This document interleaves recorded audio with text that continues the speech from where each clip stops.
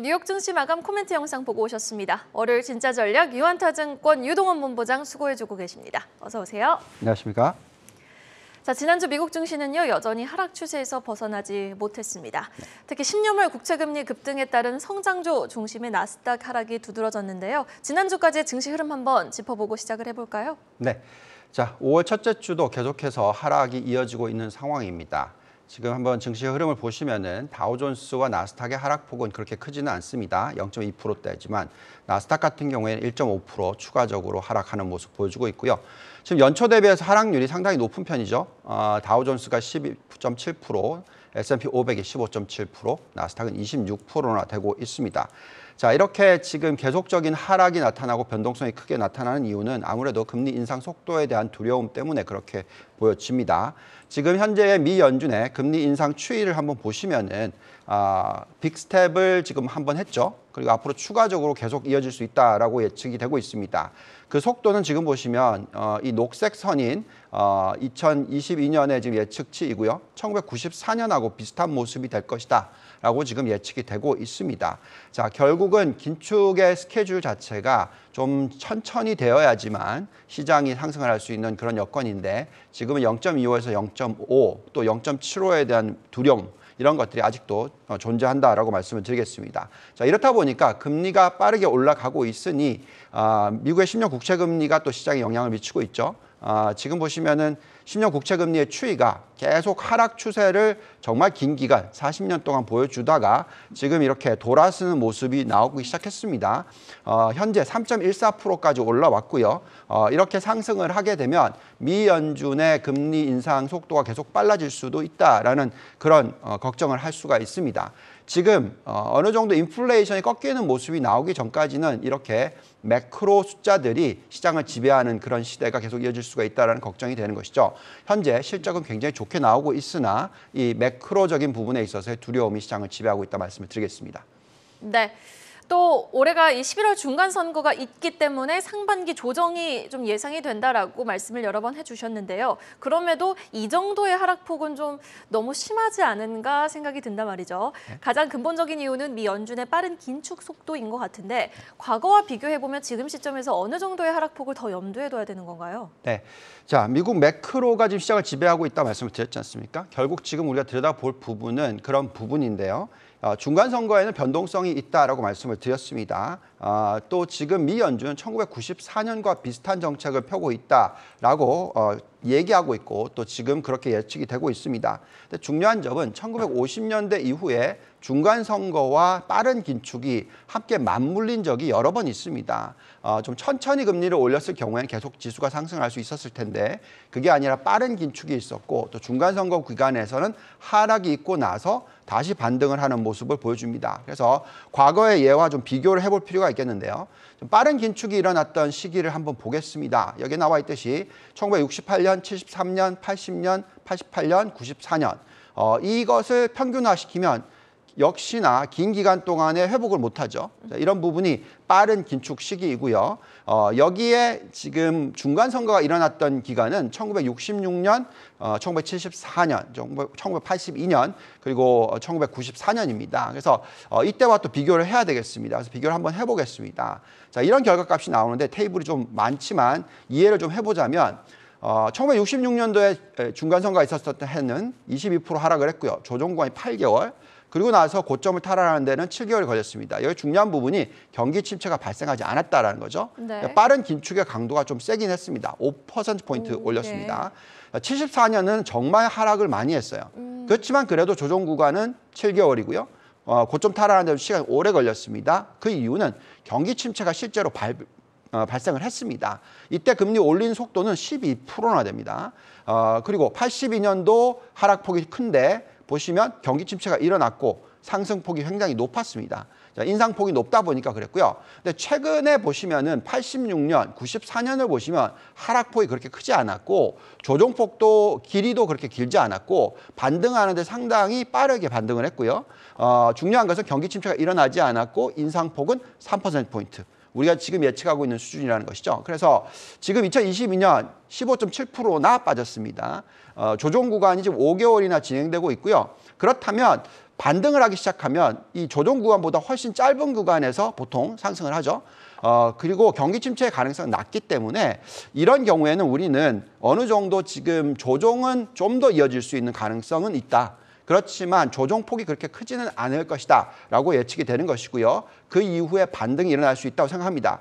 특히 미 연준이 바라보고 있는 94년으로 비교해보면 이때는 경기 침체도 없었고 빠른 긴축은 있었으나 변동폭은 10% 미만이었고 반등하는데 아주 짧은 기간에 반등을 했고요. 그 이후에 급등을 했기 때문에 이런 부분을 생각했었을 때 지금 변동성 이후의 장을 대비하는 것도 중요하다는 말씀 드리겠습니다.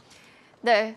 대부분 중간 선거에 반등이 좀 시작이 되었다라는 부분이 중요한 포인트 같은데요. 그러면은 그 반등의 트리거가 될 수 있는 요소는 좀 무엇이 될 수 있을까요? 네, 아까도 얘기 나온 것 같던데 가장 중요한 부분 지금 현재 시점에서는 인플레이션인 것 같습니다. 인플레이션이 잡히는 모습이 나와야 미 연준이 금리 인상 속도가 더뎌질 수 있고 그게 정당화된다 이렇게 되는 거잖아요. 그렇죠. 근데 인플레이션이 계속 높게 유지가 되면 금리를 올리더라도 이거 부족해 더 해야 돼 이런 식의 생각이 들 수가 있습니다. 그래서 지금 인플레이션이 잡혀야 되는 모습이 중요한데요. 지금 현재 시점에서 인플레이션 숫자는 계속 올라가고 있어요. 지금 8.5% 작년 동기 대비 상승을 보여주는 지난 3월이었습니다. 근데 다행스러운 것은 여기에 나와 있듯이 지금 개인 소비 지출 PCE 상승률은 피크를 찍고 떨어지는 듯 보입니다. 아직 좀 더 숫자를 확인을 해야 되겠죠. 이게 굉장히 중요할 것 같습니다. 또 그 전체 근원 인플레이션을 놓고 보면은 숫자가 올라가고는 있지만 1월 달에 6%, 2월 달에 6.4%, 근데 3월 달에 6.5%니까 올라가는 폭이 더뎌지고 있죠. 그래서 이 숫자를 확인하는 게 중요합니다. 그래서 이 숫자가 떨어진다면 시장은 반등을 할 수 있겠는데요. 지금 현재의 전망치는 이렇습니다. 여기 나와 있듯이 8.5% 이후에는 하락을 할 수 있을 것이다 전망이 되고 있고 2023년 말쯤 되면 2%대로 복귀할 것이다 라는 예측은 되고 있습니다. 근데 아직까지 이거에 대해서 신뢰를 못하는 거죠. 왜냐하면 숫자가 계속 예측보다 높게만 나오고 있으니 이것을 확인하는 것이 중요하다는 생각이 듭니다. 맞아요. 시장은 자꾸 확인하고 싶어하는 심리가 있는 것 같아요. 이렇게 인플레이션 수치도 중요하지만 본부장님께서는 또 계속해서 경기 침체 가능성이 낮다고 말씀을 해주시기 때문에 지금 계속해서 증시가 여전히 강하다라고 주장하고 계시지 않습니까? 이 부분에 대해서 좀 다시 한번 또 짚어볼 필요가 있을 것 같습니다. 네. 증시가 강해질 거라고 예측을 하고 있죠. 네. 지금은 굉장히 큰 폭의 변동성이 있습니다. 결국은 경기 침체가 오느냐 안 오느냐에 따라서 지금의 변동성이 다시 상승장으로 바뀔 것이냐 아니면 경기 침체가 오면 이 변동성에서 하락장으로 변환될 것이냐 아니면 계속적으로 하락할 것이냐 이게 결정이 됩니다. 근데 중요한 것은 경기 침체가 가능성이 얼마나 높으냐 하는 부분은 우리는 계속 예측을 해봐야 되겠죠. 지금 현재 숫자를 한번 보시면은 장단금리 차에 대해서 많은 분들이 얘기를 하십니다. 그 장단금리 차가 지금 상당히 많이 또 다시 확대가 되고 있죠. 그렇다 보니까 지금 미 연준이 들여다보고 이 예측을 하고 있는 이 경기 침체 가능성 이 부분이 굉장히 많이 떨어져 있습니다. 지금 5% 정도 수준밖에 되지 않아요. 자, 그렇다라는 것은 그만큼 경제 활동이 좋다는 얘기고요. 지금 10년 마이너스 2년은 0.4%까지 확대가 됐고 10년 마이너스 3개월은 2.27%까지도 확대가 되어 있는 상황입니다. 여기서 이렇게 이 장단금리 차가 좀 높아지니까 대출 증가율도 계속 이어지고 있는 상황이고요. 대출이 계속 늘어나고 있고 이자율보다도 더 높을 때는 경제 성장률이 안정적일 거라 예측을 하는 게 맞습니다. 근데 지금 현재 여신 증가율이 16.9조 달러, 9.26%나 상승을 하고 있고요. 그렇다 보니까 예대율도 빠르게 상승을 하고 있고요. 경기 침체 구간에서는 이 예대율이 그 이후에 빠지잖아요. 그렇지만 경기 침체가 일어나기 전까지는 계속 올라가는 추세가 나옵니다. 그래서 지금 현재 시점에서는 경기 침체가 일어날 확률은 상당히 낮다라고 생각을 하고 있습니다. 또한 많이들 걱정하는 가계부채 문제 이 부분에 있어서도 미국은 가계부채가 16조 달러나 되지만 현재 시점에서의 부채 비율은 우리나라와 다르게 정말 낮습니다. 78.5% 정도 수준밖에 되지 않기 때문에 경기 침체가 일어날 가능성은 낮다라고 생각을 하고 있고요. 또한 은행권의 이 자기 자본 비율이라고 하죠. 티어 캐피탈 비율을 보시면 15.6%로서 정말 높은 숫자입니다. 그래서 경기 침체가 일어나려면 이렇게 뚝뚝 떨어지는 모습을 보여줘야 되고요. 또 이것은 인위적인 경기 침체였죠. 코로나19. 그 전 숫자를 보시면은 정말 상대적으로 높은 숫자이기 때문에 이런 상황에서는 중간 조정이 한 3, 4개월 정도는 이어질 수 있겠지만 경기 침체로 넘어가지는 않는다라고 생각하시고 그 기간이 지나고 나면 다시 상승장이 오는 것이지 하락장이 오는 것은 아니다라고 생각이 듭니다. 네, 자 그러면은 또 한편으로는 이 세 네 달 조정장을 감내하기 위해서는 더 큰 확신이 있어야 돼라고 생각하시는 분들을 위해서 이 펀더멘털 측면에서 증시의 최악의 시나리오를 반영해 보면은 미국 증시 추가 하락폭 지금 얼마나 조금 더 확인이 되고 있습니까? 네, 자 지난주에도 저희가 이 엑서사이즈를 해봤죠. 네. 이 시도를 해봤는데 숫자가 조금 더 좋아졌어요. 왜 그랬을까요? 네. 그만큼 실적이 좋은 편입니다. 그래서 그런데 그래도 어쨌든 지금 한번 들여다보면요. 다우존스가 추가적으로 하락할 수 있는 가능성은 마이너스 1.8% 정도 나오는데 이것은 뭘 반영한 거냐면 금리를 3.5%를 반영했고요. 올해 이익 증가율이 없다라고 반영을 한 숫자에 리스크 프리미엄, 주식에 대한 위험도를 1%포인트 높여서 측정을 한 겁니다. 보시면 다우존스가 마이너스 1.8% 정도 나오고요. S&P 500은 마이너스 2.1% 정도 나옵니다. 그래서 추가적인 하락폭은 그렇게 높은 건 아니죠. 여태까지 벌써 10몇 %씩 빠졌으니까요.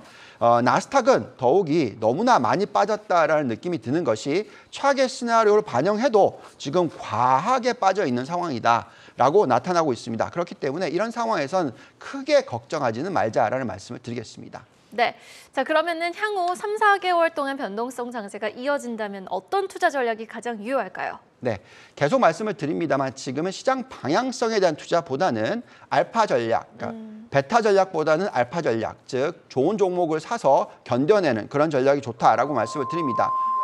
초과 수익률을 창출하는 것이 정말 중요하다라고 말씀을 드립니다. 그래서 지금 글로벌 투자 포트폴리오를 구성을 해보면요. 이렇게 좀 구성을 해봤습니다. 대형 기술주, 반도체, 태양광 신재생 에너지, 천연가스 고유 에너지, 전기차, 자동차, 원자재, 금융, 그리고 대체 자산 중에 금, 은, 가상화폐 이렇게 포트폴리오를 구성하는 것이 현재 시점에서는 적절한 포트폴리오가 되지 않을까라는 생각을 해봅니다. 네. 자 그럼 본부장님께서 여전히 알파 전략이 좀 중요하다라고 강조를 해주고 계시는데요. 그 업종들 안에서도 좀 종목 선별이 중요하지 않습니까? 어떤 종목이 좀 매력도가 높게 확인이 되고 있습니까? 네, 아까 말씀드렸던 개별 업종들의 비중과 종목을 골라보면은요. 우리가 흔히 얘기하는 빅테크 기업으로서는 퀄컴, AMD, 알파벳, 마이크로소프트만 들고 가도 된다라고 생각이 들고요. 또 빠르게 넘어가겠습니다. 시간상.